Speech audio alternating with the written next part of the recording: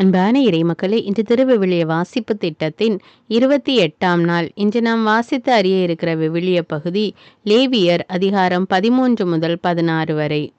ஒருவர் தொழுநோயால் பாதிக்கப்பட்டால் அதற்கான அறிகுறிகள் என்ன, அந்த சமயத்தில் அவர் எவ்வாறு நடந்து கொள்ள வேண்டும், அந்த நோய் நீங்குவதற்கான விதிமுறைகள் என்ன என்பதையெல்லாம் ஆண்டவர் தெளிவாக கற்றுக் கொடுத்தார்.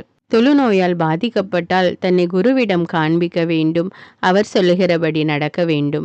மேலும் அந்த நோய் குணமான பிறகும் கூட குருவிடம் வந்து காண்பித்து அதற்கான பாவ நிவாரண பலியையும் செலுத்த வேண்டும். தொழுநோய் மனிதனை கொஞ்சம் கொஞ்சமாக பாதிக்கிறது போல பாவமும் கூட மனிதனை மெதுவாக பாதிக்கிறது. ஒரு மனிதனுடைய பாவம் என்பது தனிப்பட்ட காரியம் மட்டுமல்ல, அது ஒரு சமூகத்தையே பாதிக்கிறது. திருச்சபையில் குருக்கள் பாவ நிவாரணத்திற்காக ஒரு வழிகாட்டிகளாக இருக்கிறார்கள். புதிய ஏற்பாட்டிலும் கூட இயேசு தொழுநோயாளரை குணமாக்கி உன்னை குருவிடம் சென்று காண்பி என்று கூறினார். 15வது அதிகாரத்தில் மனிதனுடைய உடலென்று சுரக்கின்றவைகளும் அந்த நேரத்திலே எவ்வாறு நடந்து கொள்ள வேண்டும் என்றும் ஆண்டவர் கற்றுக் கொடுக்கிறார். கடவுள் மனித உடலை அவமதிக்கவில்லை, அதை மதிக்க கற்றுக் கொடுக்கிறார். பரிசுத்தம் ஆன்மாவிலும் உடலிலும் இருக்க வேண்டும். நாம் எந்த அளவுக்கு ஆன்மாவை தூய்மையாக்கி கொள்கிறோமோ அதே போல நம்முடைய உடலையும் தூய்மையாக காத்து கொள்ள வேண்டும். 16வது அதிகாரத்தில் மக்களுடைய பாவங்களை போக்குவதற்காக தலைமை குரு வருடத்திற்கு ஒரு முறை இரத்தத்தை கையில் எடுத்துக்கொண்டுதான் பலிபீடத்திற்கு முன்பாக செல்வார். ஆண்டவர் இயேசுவினுடைய சிலுவை மரணத்தில் ஆண்டவர் தன்னையே பலியாக கொடுத்து தன்னுடைய இரத்தத்தினால் நம்முடைய பாவங்களை கழுவி நம்மை தூய்மைப்படுத்தியுள்ளார். இப்பொழுது இந்த அதிகாரங்களை வாசித்துவிட்டு ஒரு சிறிய ஜெபத்தோடு முடிப்போம். லேவியர் அதிகாரம் 13. தொழுநோய் பற்றிய சட்டங்கள். ஆண்டவர் மோசேயிடமும் ஆரோனிடமும் உரைத்தது: ஒருவர் உடலில் தோல் மீது தொழுநோய் போன்று ஏதேனும் தடிப்போ சொறி சிரங்கோ வெண்படலமோ தோன்ற அது தொழுநோய் என ஐயமுற்றால் அவர் குருவாகிய ஆரோனிடம் அல்லது குருக்களாகிய அவர் புதல்வரில் ஒருவரிடம் கொண்டு வரப்பட வேண்டும். அவர் உடலில் நோயிருக்கும் இடத்தை குரு பார்த்து அந்த இடத்தில் உரோமம் வெண்மையாக மாறி நோயிருக்கும் பகுதி அவர் உடலில் உள்ள மற்ற தோற்பகுதியை விட குளித்திருந்தால் அது தொழுநோய். அவரை பார்த்த குரு அவரை தீட்டுடையவர் என முடிவு செய்வார். அவர் உடலின் மேல் வெள்ளை படலம் இருந்தும் அந்த இடம் மற்ற பகுதிகளில் உள்ள தோலை விட குழிவாயிராமல் அதன் மீதுள்ள உரோமம் வெண்மை ஆகாமலும் இருந்தால் குரு அவரை 7 நாள் அடைத்து வைப்பார். 7ஆம் நாள் அவரை பார்க்கும்போது நோய் பரவாமல் குறைந்திருந்தால் மீண்டும் 7 நாள் குரு அவரை அடைத்து வைப்பார். 7ஆம் நாளில் மீண்டும் அவரை அழைத்து பார்வையிடுவார். நோய் பரவாமல் குறைந்திருந்தால் அவர் தூய்மையானவர் என குரு தீர்ப்பு சொல்வார். அது சொறி சிரங்கு. அவர் தம் உடைகளை துவைக்க வேண்டும். அவர் தீட்டற்றவர். தீட்டற்றவர் என அறிவிக்கப்பட்டவர் தம்மை குருவுக்கு காட்டிய பின் மறுபடியும் சொறி சிரங்கு அவர் உடலில் ஏற்பட்டால் அவர் தம்மை குருவிடம் காட்ட வேண்டும். மீண்டும் சொறி சிரங்கு அவர் உடலில் இருப்பதை குரு கண்டால் அவர் தீட்டுடையவர் என அறிவிப்பார். அது தொழுநோய். ஒரு மனிதர் தொழுநோயாளி எனில் அவர் குருவிடம் கொண்டு வரப்படுவார். தோளில் வெண்ணிற தடிப்பு இருந்து அது உரோமத்தை வெண்மையாக மாற்றி திறந்த புண்ணாயிற்று என குரு கணிப்பார். அது அவர் உடலில் நெடுநாளாயிருக்கும் தொழுநோய். குரு அவர் தீட்டுடையவர் என அறிவிப்பார். அவரை அடைத்து வைக்க வேண்டும். அவர் தீட்டுடையவரே. வெண்குட்டம் உடலில் பரவி நோயாளியின் கால் தொடங்கி தலைவரை குரு காண்கிற எல்லா இடங்களிலும் தோளில் படர்ந்திருந்தால் அவரை சோதித்து பார்க்க வேண்டும். அவர் உடலில் முழுவதும் நோய் படர்ந்திருந்தால் அவர் தீட்டற்றவர் என குரு அறிவிப்பார். உடல் முழுவதும் வெண்மையாகிவிட்டதால் தீட்டற்றவர். ஆனால் திறந்த புண் காணப்படும் நாளில் அவர் தீட்டுள்ளவர். எனவே திறந்த புண்ணை கண்டால் அவர் தீட்டுள்ளவர் என அறிவிப்பார். திறந்த புண் தீட்டுடையது, அது தொழுநோய். திறந்த புண் மாறி வெண்ணிறம் அடைந்தால் அவர் குருவிடம் வருவார். குரு அவரை சோதித்து பார்ப்பார். நோய் தழும்பு வெண்மையாகி மாறிற்றெனில் அவர் தீட்டற்றவர் என குரு அறிவிப்பார். அவர் தீட்டற்றவர். உடலில் கட்டி ஏற்பட்டு அது குணமாகி கட்டியிருந்த இடத்தில் வெள்ளை தடிப்பு அல்லது சிவப்பு கலந்த வெண்மை மறு தோன்றினால் அதனை குருவுக்கு காட்ட வேண்டும். குரு அதை சோதித்து பார்ப்பார். அந்த இடம் மற்ற தோலை விட தாழ்ந்து அந்த இடத்தில் உரோமம் வெண்மையாக மாறியிருந்தால் அவர் தீட்டுள்ளவர் என குரு அறிவிப்பார். அது கட்டியால் உண்டான தொழுநோய். குரு அதை சோதித்து பார்க்கும்போது அதில் வெள்ளை உரோமம் இல்லை என்றும் மற்ற தோலை விட குளிந்திராமல் சற்று கருமையாக மட்டும் உள்ளது என்றும் கண்டால் அவர் அவரை 7 நாள் அடைத்து வைப்பார். தோளில் புள்ளி படர கண்டால் அது தொழுநோய். அவர் தீட்டுடையவர் என குரு அறிவிப்பார். வெள்ளை மரு பரவாமல் அது இருந்த இடத்தில் மட்டும் இருந்தால் அது கட்டியின் தழும்பு. எனவே அவர் தீட்டற்றவர் என குரு அறிவிப்பார். ஒருவரது உடலில் நெருப்பு பட்டதனால் தீக்காயம் ஏற்பட்டு நெருப்பு பட்ட இடத்தில் சிவப்பு அல்லது வெண்மையான மரு தோன்றினால் அவரை குரு சோதித்து பார்க்க வேண்டும். அந்த மருவில் உரோமம் வெண்மையாக மாற அந்த இடம் தோலை பார்க்கிலும் குழியாக இருந்தால் அது நெருப்பினால் ஏற்பட்ட தொழுநோய். அவர் தீட்டுள்ளவர் என குரு அறிவிப்பார். அது தொழுநோய்தான். அதை சோதித்து பார்க்கும் குரு அந்த மருவில் வெள்ளை உரோமம் இல்லை என்றும் மற்ற தோலை விட குளிந்திராமல் சற்று கருமையாக உள்ளது என்றும் கண்டால் அவரை 7 நாள் தனியாக வைப்பார். 7ஆம் நாளில் அவரை சோதித்து பார்த்து தோளில் அது பரவி இருந்தால் அவர் தீட்டுள்ளவர் என குரு அறிவிப்பார். அது தொழுநோய். மறு தோளில் பரவாமல் அவ்விடத்திலேயே சற்று கருமையாக இருந்தால் அது நெருப்பினால் ஏற்பட்ட தடிப்பு. அவர் தீட்டற்றவர் என குரு அறிவிப்பார். அது நெருப்பால் ஏற்பட்ட வடு. ஆணுக்கோ பெண்ணுக்கோ தலையிலோ தாடையிலோ நோய் ஏற்பட்டால் குரு அந்த நோயை சோதித்து பார்க்க வேண்டும். நோயுள்ள இடம் குழிவாயும் உரோமம் பொன்னிறமாகவும் குறைவாகவும் இருந்தால் தீட்டு என குரு அறிவிப்பார். அது தாடையிலோ தலையிலோ ஏற்படும் சொறி வகையான தொழுநோய் ஆகும். குரு அதை சோதித்து பார்த்து அவ்விடத்தில் மற்ற தோலை விட குளிந்திராமல் கருப்பு உரோமம் இல்லை என்றால் குரு 7 நாள் அவரை தனியாக வைப்பார்.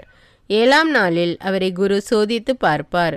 அந்த சொறி படராமலும் அங்கு மஞ்சள் உரோமம் இல்லாமலும் மற்ற தோலை விட குழிவு இல்லாமலும் இருந்தால் அவர் சொறி இருக்கும் இடம் நீங்களாக மற்ற இடங்களை சிரைத்து கொள்வார். மீண்டும் குரு அவரை 7 நாள் தனியாக வைப்பார்.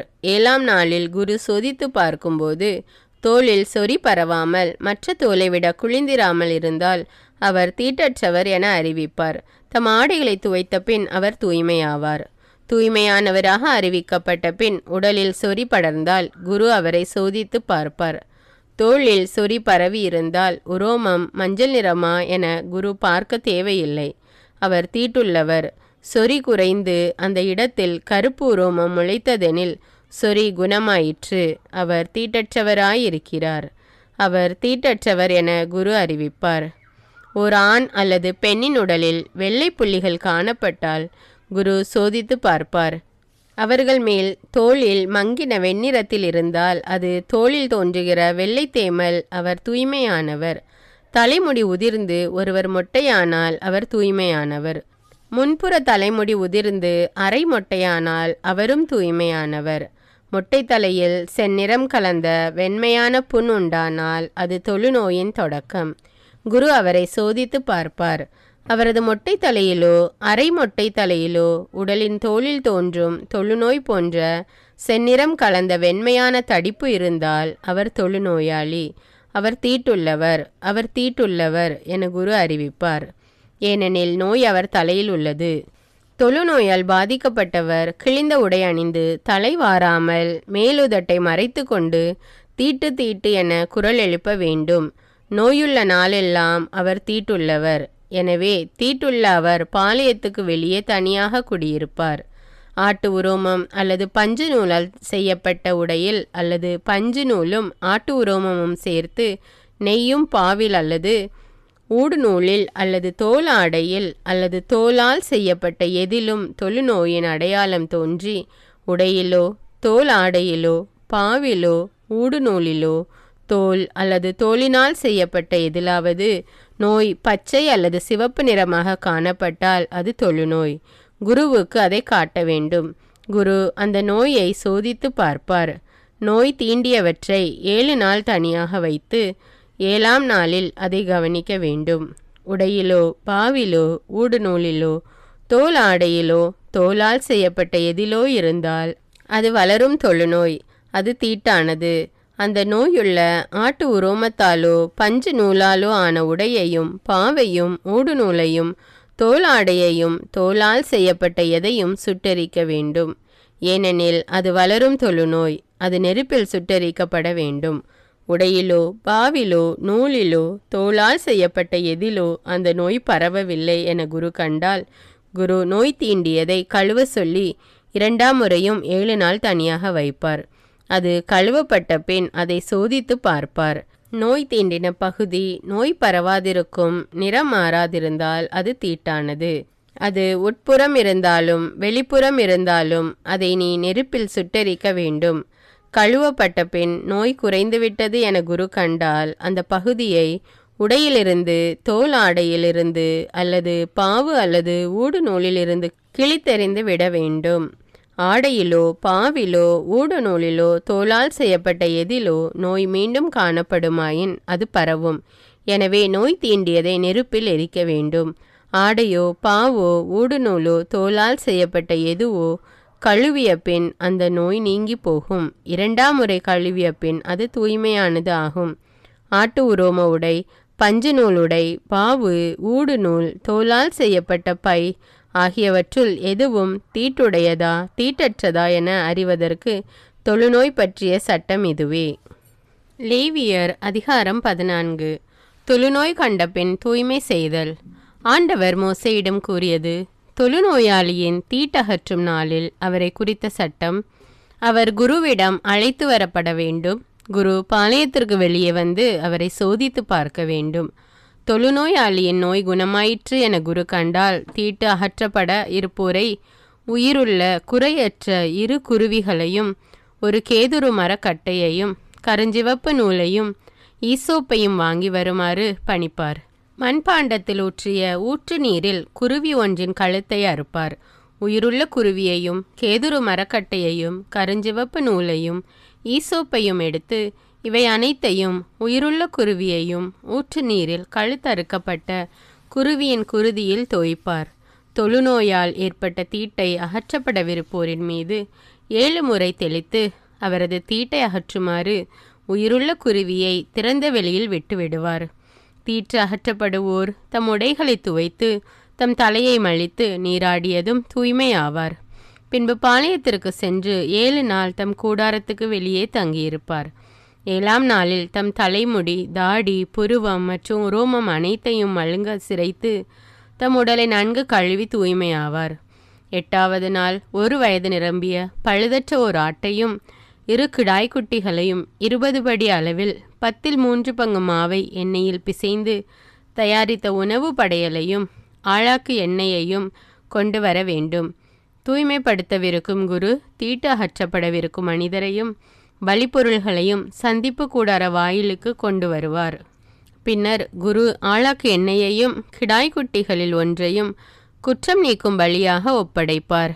ஆண்டவர் திருமுன் ஆரத்தி பலியாக அவற்றை செலுத்துவார். பாவம் போக்கும் பலிக்கும் எரிபலிக்கும் உரியவற்றை வெட்டும் தூய இடத்தில் கிடாய்க்குட்டியையும் வெட்டுவார். இந்த குற்றபலி நீக்கும் பலி பாவம் போக்கும் பலி போன்று குருவுக்கு உரியது, ஏனெனில் அது மிகவும் தூய்மையானது. குற்றம் நீக்கும் பலியின் குருதியில் குரு சிறிது எடுத்து தீட்டு அகற்றப்படவிருப்போரின் வலக்காது மடல், வலக்கை பெருவிரல், வலக்கால் பெருவிரல் ஆகியவற்றின் மீது பூசுவார். பின்பு குரு அந்த ஆழாக்கு எண்ணெயில் சிறிது தன் இடக்கையில் ஊற்றி தன் வலக்கை விரலை அதில் தோய்த்து 7 முறை அந்த எண்ணெயை ஆண்டவர் திருமுன் தெளிப்பார். தன் கையில் எஞ்சியிருக்கும் எண்ணெயில் சிறிது எடுத்து தீட்டு அகற்றப்படவிருப்போரின் வலக்காது மடல், வலக்கை பெருவிரல், வலக்கால் பெருவிரல் ஆகியவற்றின் முன்பு பூசிய குற்றப்பழி நீக்கும் பலி குருதியின் மீது அவர் பூசுவார். பின்னர் அவர் தம் கையில் எஞ்சியிருக்கும் எண்ணெயை தீட்டு அகற்றப்படவிருப்போரின் தலையில் தடவி அவருக்காக ஆண்டவர் திருமுன் கரை நீக்கம் செய்வார். பாவம் போக்கும் பலியை செலுத்தி தீட்டு அகற்றப்பட இருப்போருக்கு தீட்டு நீங்க கரை நீக்கம் செய்வார். பின்னர் எரிபலிக்குரியதை வெட்டுவார். எரிபலியையும் உணவு படையலையும் பலிபீடத்தில் படைப்பார். இவ்வாறு குரு கரை நீக்கம் செய்ய அந்த மனிதர் தூய்மையாவார்.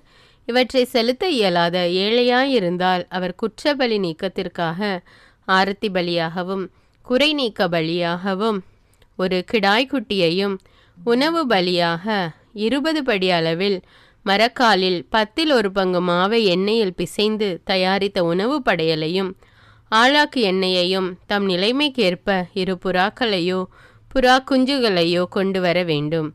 ஒன்று பாவம் போக்கும் பலி, மற்றது எரிபலி. அவற்றை அவர் 8ஆம் நாளில் சந்திப்பு கூடார வாயிலில் ஆண்டவர் திருமுன் தம் தீட்டை அகற்றிக் கொள்வதற்காக கொண்டு வர வேண்டும். குற்றபலி நீக்கும் கிடாய்க்குட்டியையும் ஆளாக்கு எண்ணெயையும் குரு வாங்கி ஆண்டவர் திருமுன் ஆரத்தி பலியாக காட்டுவார். குற்றபலி நீக்கும் கிடாய்க்குட்டியை அடித்து அதன் இரத்தத்தில் சிறிது பிடித்து தீட்டு அகற்றப்படவிருப்போர் வலக்காது மடலிலும் வலக்கை பெருவிரலிலும் வலக்கால் பெருவிரலிலும் பூசுவார். பின்னர் அவர் தம் இடக்கையில் சிறிது எண்ணெயை ஊற்றி தம் வலக்கை விரலை அதில் தோய்த்து 7 முறை அந்த எண்ணெயை ஆண்டவர் திருமுன் தெளிப்பார். தம் கையில் எஞ்சி இருக்கும் எண்ணெயில் சிறிது எடுத்து தீட்டு அகற்றப்பட இருக்கிறவரின் வலக்காது மடல், வலக்கை பெருவிரல், வலக்கால் பெருவிரல் ஆகியவற்றில் முன்னர் பூசிய குற்றபலி நீக்கும் பலி குருதியின் மீது அவர் பூசுவார். பின்னர் அவர் தம் கையில் எஞ்சி இருக்கும் எண்ணெயை தீட்டு அகற்றப்படவிருப்போரின் தலையில் தடவி அவருக்காக ஆண்டவர் திருமுன் கரை நீக்கம் செய்வார். பின்னர் தீட்டு அகற்றப்படவிருப்போர் தம் நிலைமைக்கு தக்கவாறு கொண்டு வந்த புறா எனினும் புறா குஞ்செனினும் அவற்றில் ஒன்றை பாவம் போக்கும் பலியாகவும் மற்றதை எரிபலியாகவும் உணவு படையலோடு படைப்பார். இவ்வாறு குரு தீட்டு அகற்றப்படுவோருக்கு ஆண்டவர் திருமுன் கரை நீக்கம் செய்வார். தம்மை தூய்மையாக்கி கொள்ள போதுமானவற்றை கொண்டு வர இயலாத தொழுநோயாளிக்கு உரிய சட்டம் இதுவே. தொழுநோய் வீடு. ஆண்டவர் மோசேயிடமும் ஆரோனிடமும் கூறியது, உங்களுக்கு உடைமையாக நான் வழங்கும் கானான் நாட்டிற்கு நீங்கள் வந்த பின்னர் அங்குள்ள ஒரு வீட்டில் தொழுநோயை நான் வர செய்தால் அந்த வீட்டின் உடைமையாளன் என் வீட்டில் நோய்க்கான அறிகுறி தென்படுகிறது என குருவுக்கு அறிவிக்க வேண்டும். குரு நோயை சோதித்து பார்க்க செல்லும் முன் வீட்டிலுள்ள அனைத்தையும் வெளியேற்றுமாறு கட்டளையிடுவார். இல்லையில் வீட்டிலுள்ள அனைத்தும் தீட்டென கருதப்படும். பின்னர் நோயை சோதிப்பதற்காக குரு வீட்டினுள் நுழைவார். அவர் நோய் பற்றி இருக்கும் இடத்தை பார்வையிடுவார். வீட்டு சுவர்களில் பச்சையும் சிவப்புமான கரை இருந்து அப்பகுதி சுவர் பரப்பை விட குழிவாயிருந்தால் குரு வீட்டை விட்டு வெளியே வந்து வாயிலை 7 நாள் அடைத்து வைப்பார். 7ஆம் நாள் மீண்டும் வந்து சோதித்து பார்ப்பார். அங்கு நோய்க்குறி சுவர்களில் பரவ கண்டால் அந்த இடத்திலுள்ள கற்களை பெயர்த்து நகருக்கு வெளியே தீட்டான இடத்தில் போட பணிப்பார். வீட்டின் உட்சுவரை செதுக்கி செதுக்கப்பட்ட பூச்சு மண்ணை நகருக்கு வெளியே தீட்டான இடத்தில் கொட்டிவிட்டு பெயர்த்த கற்களுக்கு பதிலாக வேறு கற்களை கொண்டு வந்து வேறு மண்ணை எடுத்து பூச சொல்வார். கற்களை மாற்றி சுவரை கொத்தி பூசி புதிதாக்கிய பின்னர் அந்நோய் வீட்டில் மீண்டும் தென்பட்டால் குரு வந்து பார்ப்பார். நோய் வீட்டில் இடம் பெற்றதெனில் அது வளரும் தொழுநோய், அது தீட்டு. எனவே வீட்டை இடித்து அதன் மரங்களையும் மண்ணையும் நகருக்கு வெளியே தீட்டான இடத்தில் கொட்ட வேண்டும். வீடு அடைக்கப்பட்டிருந்த நாள்களில் அதனுள் செல்பவன் மாலை வரை தீட்டுள்ளவன். வீட்டிலே படுத்திருந்தவனும் அவ்வீட்டில் உணவுண்டவனும் தங்கள் உடைகளை வெளுக்க வேண்டும். குரு வீடு பூசப்பட்ட பின் மீண்டும் வந்து அங்கு நோய் பரவவில்லை என கண்டால் அந்த வீடு தூயது என அறிவிப்பார். ஏனெனில் நோய் குணமாகிவிட்டது. வீட்டின் கரையை நீக்க 2 குருவிகள், கேதுருக்கட்டை, சிவப்பு நூல், ஈசோப்பு ஆகியவற்றை குரு எடுப்பார். குரு குருவியை மண்பாண்டத்திலுள்ள ஊற்று நீரில் கொள்வார். கேதுரு கட்டையையும் ஈசோப்பையும் சிவப்பு நூலையும் உயிருள்ள குருவியையும் கொல்லப்பட்ட அக்குருவியின் குருதியிலும் ஊற்று நீரிலும் தோய்த்து வீட்டின் மேல் 7 தரம் தெளிப்பார்.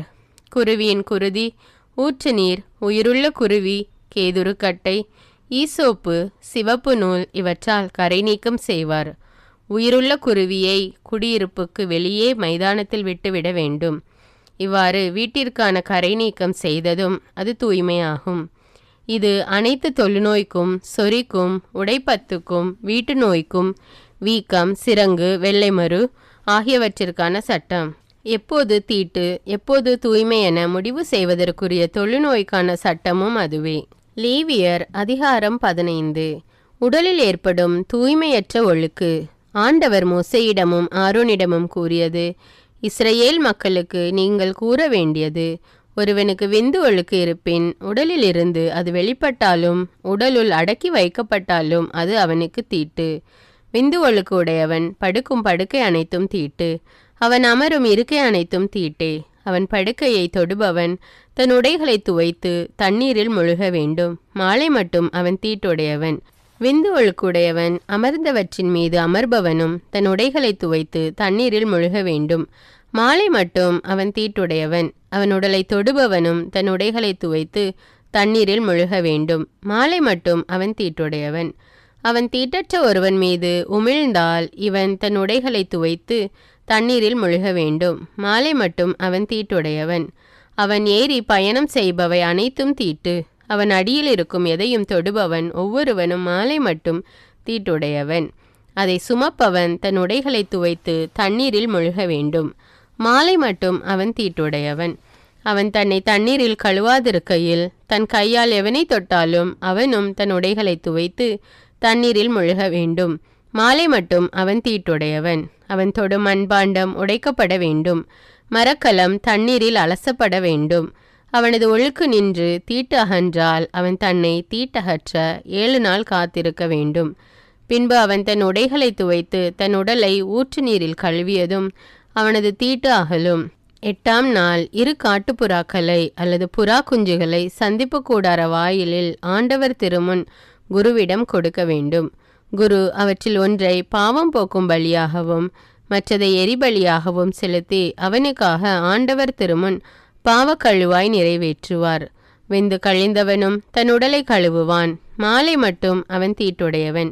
வெந்து பட்ட தோலும் உடையும் நீரால் கழுவப்பட வேண்டும். மாலை மட்டும் அவை தீட்டாயிருக்கும்.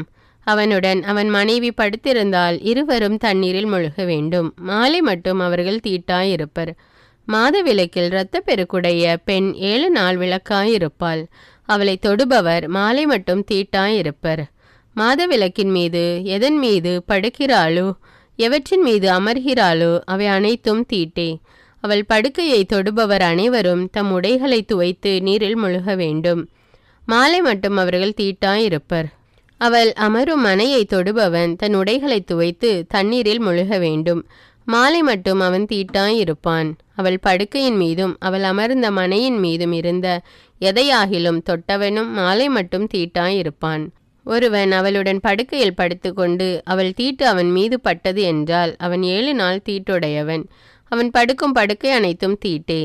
பெண் ஒருத்திக்கு உரிய மாத விலக்கு நாள்கள் கடந்தும் உதிரப்பெருக்கு நீடித்தால் அந்த நாள்கள் எல்லாம் விலக்கு நாள்களைப் போல் தீட்டானவையே. அந்த நாள்கள் எல்லாம் அவள் படுக்கும் படுக்கை அனைத்தும் விலக்கு கால படுக்கைக்கு ஒத்ததே. அவள் அமரும் அனைத்தும் தீட்டு காலத்தை போன்றே விளக்காயிருக்கும்.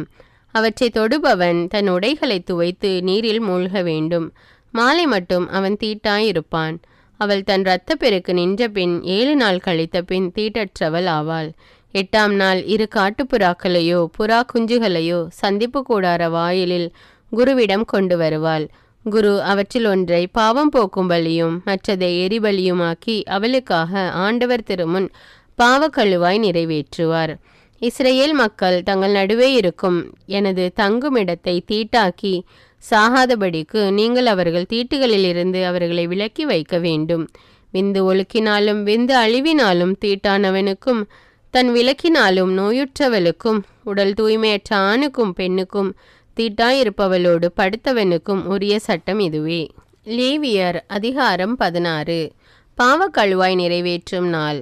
ஆரோனின் புதல்வர் 2 ஆண்டவரது திருமுன்னிலையை நெருங்கியதால் சாவுக்குள்ளான பின் ஆண்டவர் மோசேயிடம் கூறியது, ஆரோனிடம் நீ கூற வேண்டியது, அவன் சாகாது இருக்க வேண்டுமெனில் தூயகத்தில் தொங்கு திரைக்கு உள்ளே இருக்கும் இரக்கத்தின் இருக்கையின் மூடிக்கு முன்பாக அவன் விரும்பும் போதெல்லாம் வரக்கூடாது. வந்தால் சாவுக்குள்ளாவான். ஏனெனில் இரக்கத்தின் இருக்கையின் மேல் மேகத்தில் நான் தோன்றுவேன். ஒரு காளையை பாவம் போக்கும் பலியாகவும் ஒரு ஆட்டுக்கிடாயை எரிபலியாகவும் செலுத்தி ஆரோன் தூயகத்திற்குள் நுழையலாம். அவன் புனித நாற்பட்டு மேற்சட்டை அணிய வேண்டும். நாற்பட்டால் ஆன உள்ளாடை கச்சை தலைப்பாகை அணிய வேண்டும். இந்த புனித ஆடைகளை நீராடிய பின்னரே அவன் அணியலாம்.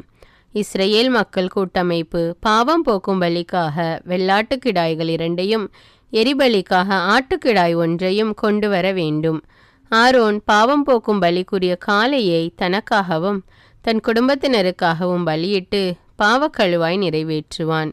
வெள்ளாட்டுக்கிடாய்கள் 2 சந்திப்பு கூடார வாயிலில் ஆண்டவர் திருமுன் நிறுத்த வேண்டும்.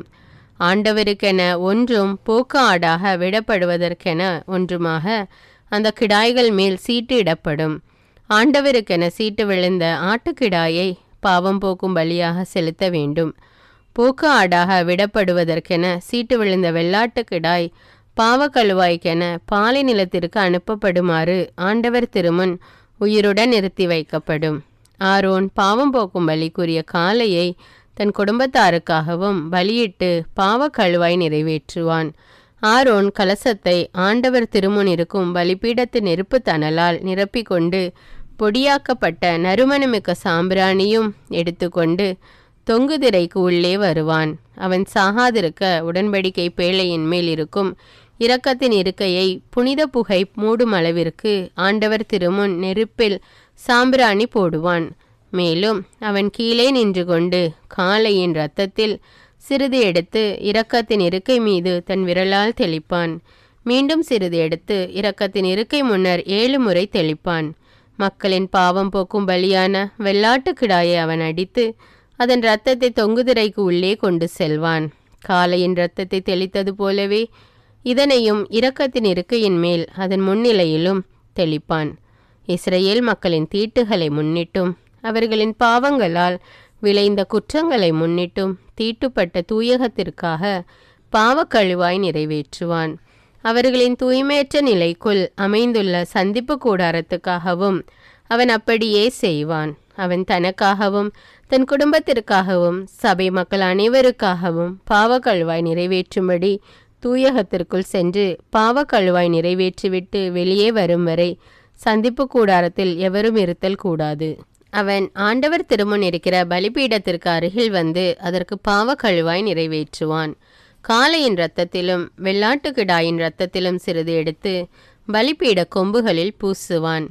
தன் விரலினால் அந்த இரத்தத்தை எடுத்து 7 முறை அதன் மேல் தெளித்து இஸ்ரேல் மக்களின் தீட்டுகள் நீங்க அர்ப்பணிப்பான். போக்கு ஆடு. இவ்வாறு அவன் தூயகத்திற்கும் சந்திப்பு கூடாரத்திற்கும் பலிபீடத்திற்கும் கழுவாய் நிறைவேற்றிய பின் உயிரோடு இருக்கிற ஆட்டுக்கிடாயை கொண்டு வருவான். ஆரோன் 2 கைகளையும் உயிரோடு இருக்கும் அந்த கிடாயின் மேல் வைத்து இஸ்ரேல் மக்களின் எல்லா குற்றங்களையும் தவறுகளையும் பாவங்களையும் அறிக்கையிட்டு அதன் தலைமேல் சுமத்தி அதை பாலை நிலத்துக்கு கொண்டு செல்ல நியமிக்கப்பட்ட ஆள் மூலம் அங்கு அனுப்பிவிடுவான். அந்த வெள்ளாட்டு கிடாய் அவர்களின் பாவங்களை சுமந்து கொண்டு தனிமையான இடத்திற்கு செல்லும். அந்த ஆள் அதை பாலை நிலத்தில் விட்டு விடுவான். ஆரோன் சந்திப்பு கூடாரத்திற்கு வந்து தூயகத்தில் உடுத்தியிருந்த 40 ஆடைகளை அங்கே களைந்து வைத்து விடுவான். பின்பு அவன் தூய்மையான இடத்தில் குளித்து தன் ஆடைகளை அணிந்து கொண்டு தன் எரிபலியையும் மக்களின் எரிபலிகளையும் செலுத்தி தனக்காகவும் மக்களுக்காகவும் பாவக்கழுவாய் நிறைவேற்றுவான். பாவம் போக்கும் பலியின் கொழுப்பை அவன் பலிபீடத்தில் எரித்து விடுவான்.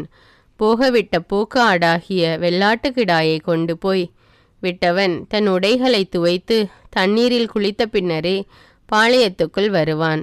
தூயகத்திற்குள் பாவம் போக்குவதற்கென இரத்தம் எடுக்கப்பட்ட காளையும் கிடாயும் பாளையத்திற்கு வெளியே கொண்டு போகப்படும். அவற்றின் தோல், இறைச்சி, சாணம் ஆகியவை நெருப்பில் சுட்டெரிக்கப்படும். அவற்றை எரித்தவன் தன் உடைகளை துவைத்து தண்ணீரில் குளித்த பின்னரே பாளையத்திற்குள் வருவான். பாவக்கழுவாய் நிறைவேற்றும் நாளுக்கான நெறிமுறைகள். 7ஆம் மாதம் 10ஆம் நாள் குடிமக்களும் உங்களோடு வாழும் அந்நியரும் வேலை ஒன்றும் செய்யாமல் நோன்பிருக்க வேண்டும். இது உங்களுக்கு என்றுமுள்ள நியமமாகும். அந்த நாளில் நீங்கள் தூய்மையாக்கப்படும்படி உங்களுக்கென பாவக்கழுவாய் நிறைவேற்றப்படும். ஆண்டவர் திருமுன் உங்கள் பாவங்களுக்காக கழுவாய் நிறைவேற்றப்பட நீங்கள் தூய்மை அடைவீர்கள். அது உங்களுக்கு நோன்பு நாள். அந்த நாள் நீங்கள் முழு ஓய்வெடுக்கும் ஓய்வு நாள். இது என்றுமுள்ள நியமமாகும். அருள்பொழிவு செய்யப்பட்டு தன் தந்தைக்கு பின்னர் குருவாக நியமனம் பெற்றவனே பாவக்கழுவாய் நிறைவேற்றுவான்.